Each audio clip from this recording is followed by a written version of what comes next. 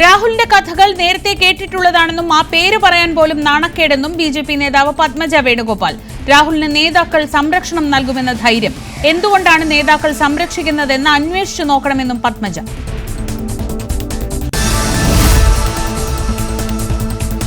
കോൺഗ്രസ് എംപിമാർക്ക് പിന്നാലെ നിയമസഭയിലേക്ക് മത്സരിക്കാൻ ഒരുങ്ങി കൊല്ലം എം പി N.K. പ്രേമചന്ദ്രനും.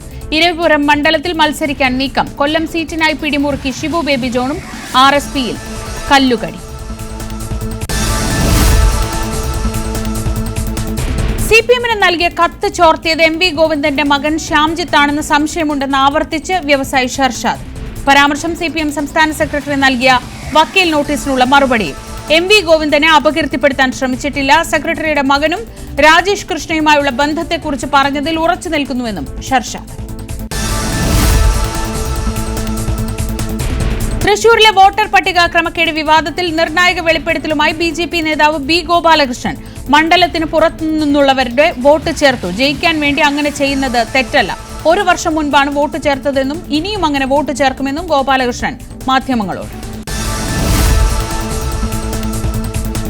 വരുന്ന തെരഞ്ഞെടുപ്പുകൾക്ക് അന്തിമ രൂപം നൽകാൻ അമിത്ഷാ വീണ്ടും കേരളത്തിൽ.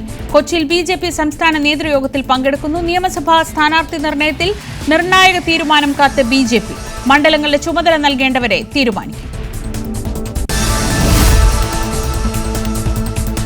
വാഹനം വഴിമാറ്റുന്നതിനെ ചൊല്ലി കേന്ദ്രമന്ത്രി സുരേഷ് ഗോപിയുടെ മകനും നടനും ആയ മാധവും കോൺഗ്രസ് നേതാവും തമ്മിൽ നടുറോഡിൽ തർക്കം.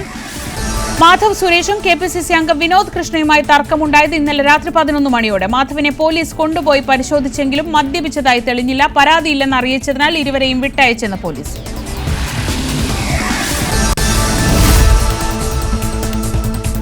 അന്തരിച്ച പീരുമേട് MLA വാഴൂർ സോമന്റെ സംസ്കാരം 4 മണിക്ക്. വണ്ടിപ്പെരിയാറിൽ പൊതുദർശനം തുടരുന്നു. ഓർമ്മയാകുന്നത് തോട്ടം തൊഴിലാളി സംഘടനാ പ്രവർത്തനത്തിലെ സജീവ സാന്നിധ്യം.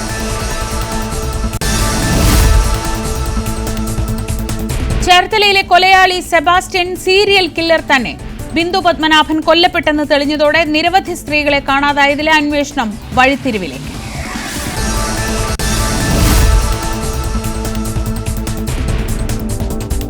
കാസർഗോഡ് ASIയെ പോലീസ് ക്വാർട്ടേഴ്സിൽ തൂങ്ങി മരിച്ച നിലയിൽ കണ്ടെത്തി. മഞ്ചേശ്വരം പോലീസ് സ്റ്റേഷനിലെ ASIയും കുറ്റിക്കോൾ സ്വദേശിയുമായ മധുസൂദനാണ് മരിച്ചത്. രാവിലെ പോലീസ് ക്വാർട്ടേഴ്സിലാണ് മൃതദേഹം കണ്ടെത്തിയത്. ആത്മഹത്യാക്കുറിപ്പ് ക്വാർട്ടേഴ്സിൽ നിന്ന് കണ്ടെത്തിയെന്ന് സൂചന.